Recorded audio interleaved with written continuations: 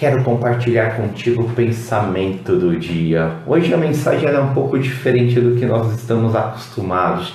Vi que o Anderson Patrick entrou, né? Grande Anderson. Ricardinho Ribeiro. Ô Ricardinho, bom dia. Eu quero compartilhar com vocês um pensamento que ele é interessante. É o pensamento do João Calvino. É bastante interessante. Esse eu não conhecia. Estava procurando alguns pensamentos e me deparei com esse do João Calvino, que diz o seguinte: nossa incredulidade é a única coisa que impede Deus de nos satisfazer larga e abundantemente com todas as coisas boas. João Calvino disse isso. No primeiro momento pode até soar um pouco estranha essa frase, né? Como que algo pode impedir a Deus de fazer algo? Deus é todo poderoso. Mas não é impedir no sentido de que ele não pode fazer. É impedir no sentido de que quando nós somos incrédulos, quando falta fé, quando nós não cremos que Deus pode fazer ou que Deus vai fazer, quando nós não cremos no poder dele, acontece isso porque nós não estamos em íntima comunhão com ele. E a palavra fala que sem a fé nós não agradamos ao nosso Pai. Sem a fé é impossível agradar a Deus. Então aquele coração que é incrédulo, ele chateia a Deus, ele deixa Deus de lado, ele acredita em outras coisas que não em Deus. E aí quando isso acontece, realmente você não está em comunhão com o Pai. E aí você não recebe as boas bênçãos e maravilhas que Deus pode fazer na sua vida. Então essa frase do João Calvino ela é bem interessante.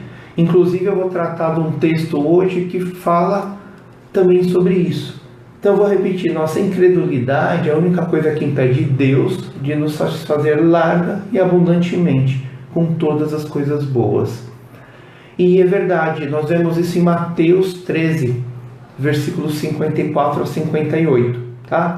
Vocês sabem, os irmãos que nos acompanham, que nós estamos aí passando pelo livro de Mateus. Eu não falo estudando porque não é um estudo.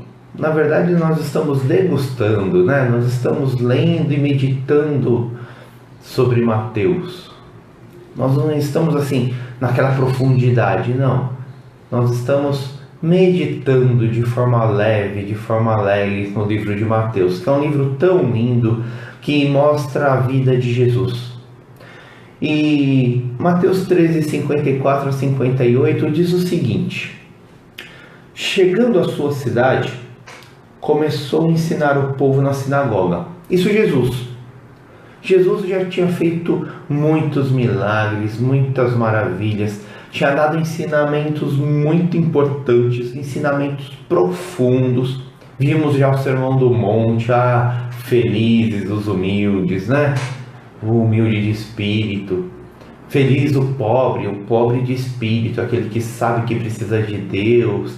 E Jesus já tinha falado tantas coisas, revelado tantos segredos, para que possamos ter uma vida muito boa, uma vida de alegria, uma vida de felicidade, uma vida de comunhão com o Pai. E aí ele volta para a cidade dele. Então, por isso que começa esse texto no versículo 54. Chegando à sua cidade, começou a ensinar o povo na sinagoga. E todos ficaram admirados e perguntavam: de onde lhe vem essa sabedoria e esses poderes miraculosos? Não é este o filho do carpinteiro? O nome de sua mãe não é Maria? E não são seus irmãos Tiago, José, Simão e Judas? Ou seja, o pessoal ficou assim admirado quando Jesus volta e ele começa a ensinar na sinagoga, ele começa a falar sobre as coisas do Pai, sobre o reino dos céus. E as pessoas olham e falam: ué, eu conheço esse daí é Jesus. Jesus é o filho lá do José, o carpinteiro. Como que ele conhece tanta coisa? Como que ele conseguiu tanta sabedoria? Conhecemos a mãe, a Maria, a mãe de Jesus, Os irmãos estão todos conosco aqui. Jesus volta para a cidade, ele está no meio dele, onde ele cresceu. Lembrando, Jesus aos 30 anos começou o ministério. Então ele ficou 30 anos naquela cidade, o povo todo conhecia ele. Mas ele iniciou o ministério, né, aos 30 anos. E ele volta, depois de ensinar já por toda a região. E aquelas pessoas, elas olham para Jesus e elas veem o Jesus humano, aquele que cresceu com eles. Mesmo com todos os milagres, com toda a sabedoria, essas pessoas não conseguem reconhecer Deus ali. Então, eles ficam escandalizados com ele. Eles falam: não estão conosco todas as suas irmãs? De onde, pois, ele obteve todas essas coisas? Que coisas? De onde esse Jesus obteve toda essa sabedoria? E ficavam escandalizados por causa dele. Mas Jesus lhe disse: só em sua própria terra, em sua própria casa, é que o profeta não tem honra. E não realizou muitos milagres ali, por causa da incredulidade deles. Olha lá, Mateus 13, 54, 58. Olha que bênção que eles perderam. Jesus fala assim: eu passei por toda a região, eu caminhei muito, eu viajei, eu falava do Pai, eu falava das maravilhas, eu realizava milagres e as pessoas ali criam em mim. E vocês aqui, que me viram crescer, né? Vocês que estão comigo todo esse tempo, nesse lugar eu não sou honrado, nesse lugar eu não sou reconhecido. Vocês olham para mim e veem Jesus, o filho do carpinteiro.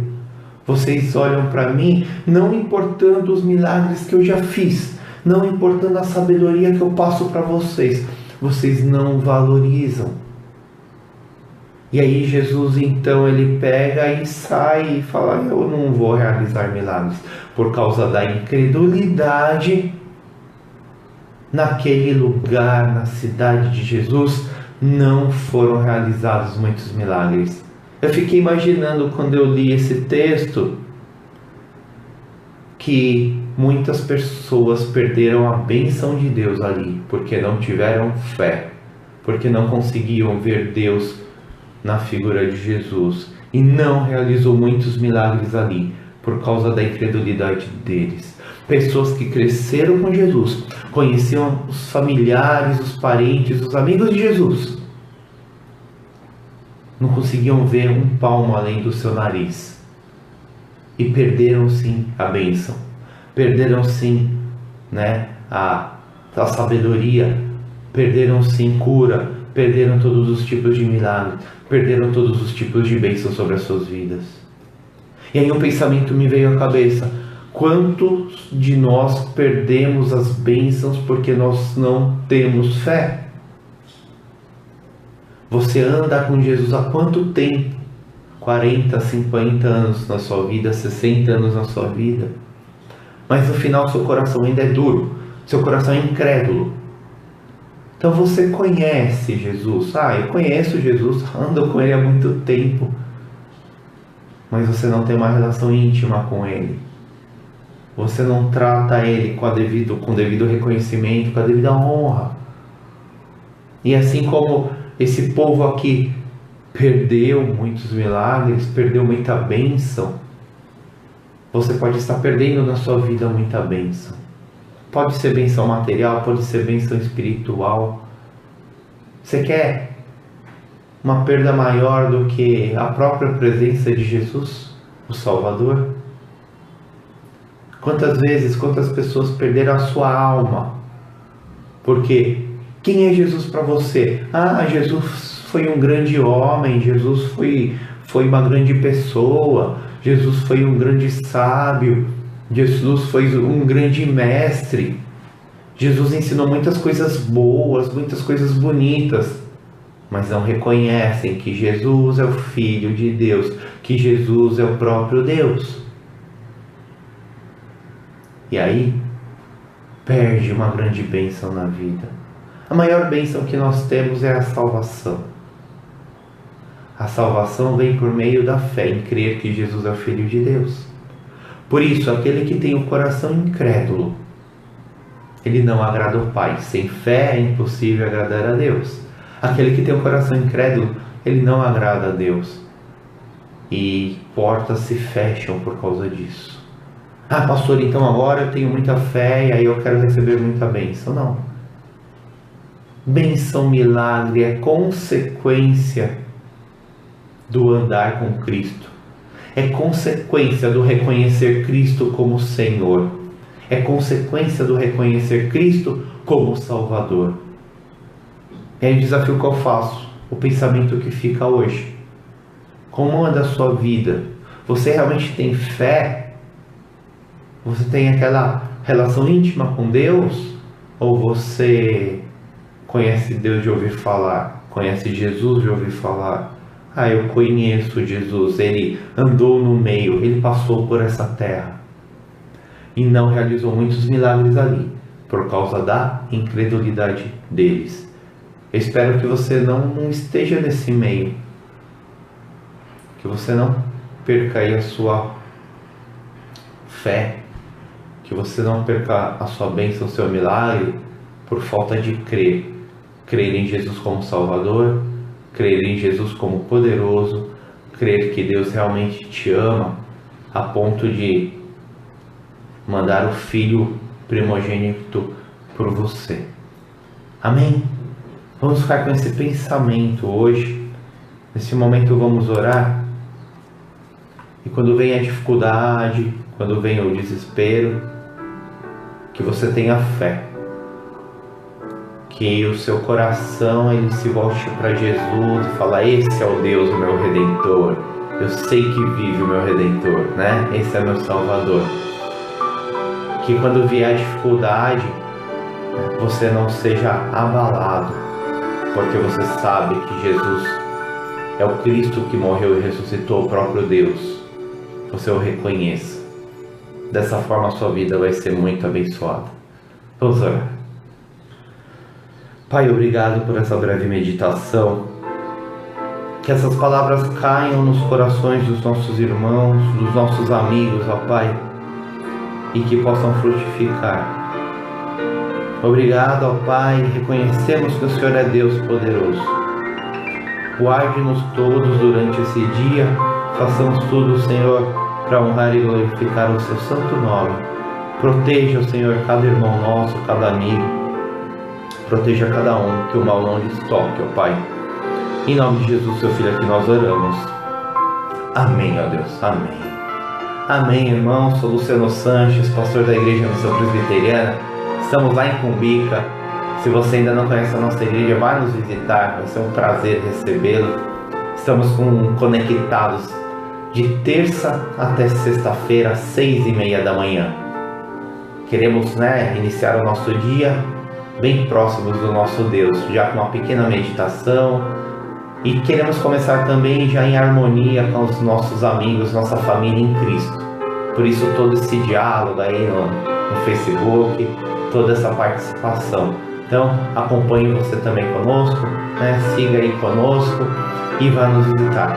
Deus te abençoe durante o seu dia, Deus te guarde, te proteja, e lembre-se, tudo que você fizer, faça para a honra e glória dele.